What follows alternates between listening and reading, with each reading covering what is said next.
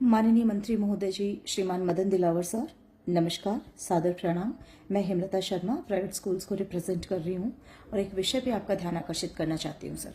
कल हमने आपका वक्तव्य सुना जब आपने कोटा के अंदर एक मीडिया कॉन्फ्रेंस के दौरान ये कहा प्राइवेट और गवर्नमेंट स्कूल्स के लिए कुछ नियम आपने बनाए जो आप इम्प्लीमेंट करना चाह रहे हैं, जैसे कि समान यूनिफॉर्म होनी चाहिए सभी बच्चों में, शिक्षकों को स्कूल में आते समय राष्ट्रगान होना चाहिए और जाते समय राष्ट्रगीत होना चाहिए। तो ये दोनों चीज़ें तो आपकी बहुत अच्छी है सर। इसके लिए हम आप सभी को आप हमारी प्राइवेट स्कूल्स की तरफ से आपको अप्रिशिएट करते हैं, क्योंकि पेट्रियटिज्म की भावना आनी बहुत ज़रूरी है और वो बच्चों में भी आना बहुत ज़रूरी है। इसके लिए आपने जो स्टेप लिया है वो स्वागत योग्य है। We appreciate and we all thank to you sir. एक चीज मैं आपको कहना चाहूंगी, जो फर्स्ट पॉइंट आपने कही यूनिफॉर्म का सर, यूनिफॉर्म आप सब में लागू करना चाहते हैं, जो कि एक अप्रोप्रिएट फैसला नहीं है सर। ये कोई it is not a worth decision. क्यों? इसके पीछे मैं आपको तथ्य भी बताती हूँ, क्योंकि हो सकता है बहुत से लोग आपको नेगेटिव एस्पेक्ट प्राइवेट स्कूलों का दिखाए कि साहब ये तो कमीशन खोरी करते हैं, इनको तो यूनिफॉर्म में पैसा चाहिए। ऐसा कुछ नहीं है सर, ये सारी की सारी बिल्कुल कोरी हवाई बातें हैं। प्रैक्टिकल बात मैं आपसे निवेदन करना चाहूंगी कि सर ये कोई 1000-2000 की बात नहीं है, इसके अंदर करोड़ों का बहुत बड़ा सरकार का फंड लगेगा and basically that is a hard earned money of a common man, जो राजस्थान की जनता आपको टैक्स के रूप में देती है, सरकार को टैक्स के रूप में देती है। बेसिकली अगर आपको मैं साफ शब्दों में कहूं सर, तो it is a miss use of the hard money of the tax payers. इसकी बजाय सर वो जो करोड़ों रुपए का फंड है, करोड़ों भी नहीं, मैं करोड़ भी कम कह रही हूं, बहुत बड़ा जो फंड है वो आप पॉजिटिव वे में लगाएं। आज भी मूलभूत सुविधाओं से वंचित है हमारे राजस्थान के स्कूल। सरकारी स्कूलों की मैं बात करूं सर, तो आपसे कोई छुपा हुआ नहीं है। आज भी बिजली नहीं है सर स्कूलों के अंदर, जर्जर भवन पड़े हुए हैं। नतीजतन आप देखिए अभी झालावाड़ की घटना का अगर मैं जिक्र करती हूं, 7 बच्चे ऑन द स्पॉट खत्म हो गए सर। 7 बच्चे, उनकी जिंदगी ली गई। और कारण क्या था सर? जर्जर भवन। आप, और वो खाली एक झालावाड़ की घटना नहीं है, आप देखिएगा पूरे राजस्थान में आप सर्वे करवाइए सर, और सर्वे में आपको पाए जाएंगे कि सैकड़ी स्कूल ऐसे हैं राजस्थान में, हजारों स्कूल जहां पर भवन सुरक्षित नहीं है सर, वो गिर रहा है, भर भर आके गिर रहा है भवन।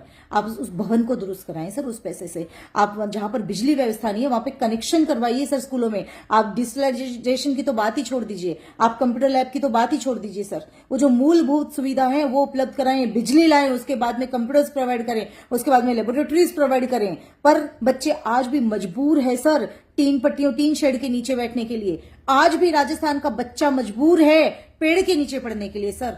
सो यूनिफॉर्म चेंज करके हमारे लिए कोई बहुत बड़ी उपलब्धि हासिल नहीं होगी सर। मुझे नहीं पता है कि आपको किसने मिसलीड किया है, मिसगाइड किया है, परंतु सर ये आपका स्टेज, आपका डिसीजन गलत हो जाएगा सर। हम आपको दिल से रेस्पेक्ट करते हैं सर, और आपके नेतृत्व में हम राजस्थान को शिक्षा के क्षेत्र में अग्रणी बनाना चाहते हैं सर।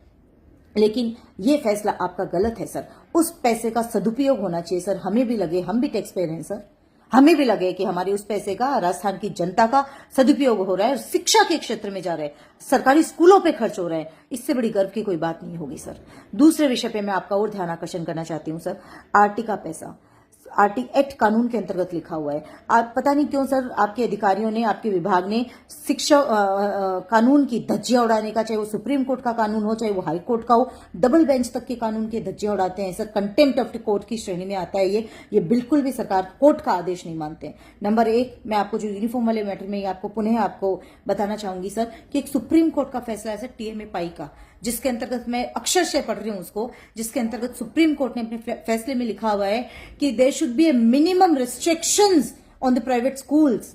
उनके डे टू डे एक्टिविटीज में सरकार हस्तक्षेप नहीं कर सकती है सर, और मिनिमम, कम से कम न्यूनतम हस्तक्षेप अगर होगा तो प्राइवेट स्कूल अपनी गुणवत्ता पर ध्यान देगी। अभी हमारे 4 कर्मचारी तो स्कूल के 24 घंटे लगे हुए हैं। आज आरटी का पोर्टल भरना है, आज आपका यूडाइस भरना है, आज आपका ये काम करना है, आज आपका आधार का करना है, आज आपका अपार आइडर का करना है। इतने काम सर अननेसेसरली के, इतना वर्क, जबकि आपके पास में संपूर्ण डाटा है ऑलरेडी। आप पोर्टल पे प्राइवेट स्कूलों का एक एक बच्चे का डाटा भरवा चुके हैं, बावजूद उसके इतने सारे काम आते हैं, इतने सारे। आप देखिएगा कितने सर्कुलर आते हैं सर, 1 महीने के आप सर्कुलर काउंट कीजिएगा, रात को 11 बजे आपके अधिकारी सर्कुलर दे देते हैं कि इसको इंप्लीमेंट करो। How it is possible to implement that particular subject morning at 7 o'clock और 6 बजे, 7 बजे भी नहीं, क्योंकि स्कूल की बसें 6 बजे रवाना हो जाती है सर। आप रात को 11 बजे आदेश दिया हुआ है, अब सुबह 6 बजे उसको इम्प्लीमेंटेशन स्कूलों के लिए कैसे होगा सर? ना शिविरा पंचांग टाइम पर है, शिविरा के लिए भी अभी कोर्ट की सुननी पड़ी ना सर सरकार को, जब कोर्ट ने कहा कि भाई ये शिविरा जो प्राइवेट स्कूलों पे लागू ही नहीं होती है, उसके अंदर वर्किंग डेज कितने हैं, प्राइवेट स्कूलों में कितने होने चाहिए, आरटी एक्ट क्या कहता है, नई एजुकेशन पॉलिसी क्या कहती है, उनको सबको दरकिनार करके अधिकारी जो है वो इस प्रकार के नियम कायदे बना देते हैं, आपके सामने पेश कर देते हैं, आपको मिसगाइड कर देते हैं और कहीं ना कहीं उसमें सरकार की भी बात खराब होती है सर।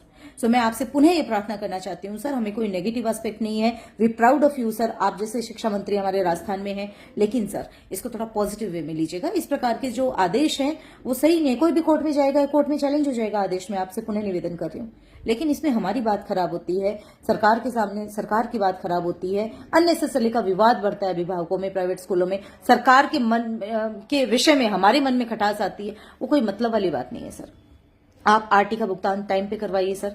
आरटी एक्ट में लिखा हुआ है कि पहली किस्त जनवरी में आएगी, दूसरी किस्त अप्रैल में आएगी। 2012 से लेकर आज तक सर हमें कभी भी भुगतान समय पे नहीं मिला है, और केंद्र सरकार से हमने आरटीआई के माध्यम से निकलवाया, उन्होंने मैं डेट लिख के दिया है कि समस्त बकाया भुगतान राज्य सरकार को किया जा चुका है, कोई भी पेंडेंसी नहीं है सर। तो जब अगर आपको केंद्र सरकार दे देता है 70% उसका, तो हमें वो भुगतान टाइम पे क्यों नहीं किया जाता है? हमारे उस पैसे का मद दूसरे मदों में क्यों खर्चा किया जाता है सर? तो ऐसी बहुत सारी बातें हैं सर जो हम आपके साथ में बैठ के करना चाहते हैं। और वैसे भी सर मैं पुनः एक कानून की बात आपसे कहूंगी कि अगर किसी भी व्यक्ति के लिए कोई कानून बनाया जाता है तो उसकी राय लेना मस्ट है सर।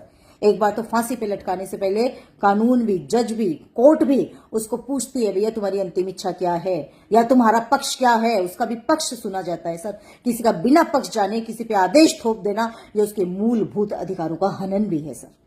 सो मैं आपसे करबद्ध निवेदन करती हूं कि अगर आप कोई भी पॉलिसी बनाते हैं for the private schools children, for the private school staff, so please आप उसमें हमारी राय जरूर ले सर। उम्मीद करती हूँ हमारी भावना को समझेंगे आप और उसके अंतर्गत आप इस पे अमल भी करेंगे और हमें पॉजिटिव वे में लेते हुए हम आपके साथ चल के आपके नेतृत्व में राजस्थान को अग्रणी स्थान पे लेके जाएंगे सर। ये हमारा वादा है आपसे, बशर्ते सर आप हमारा भी साथ दें।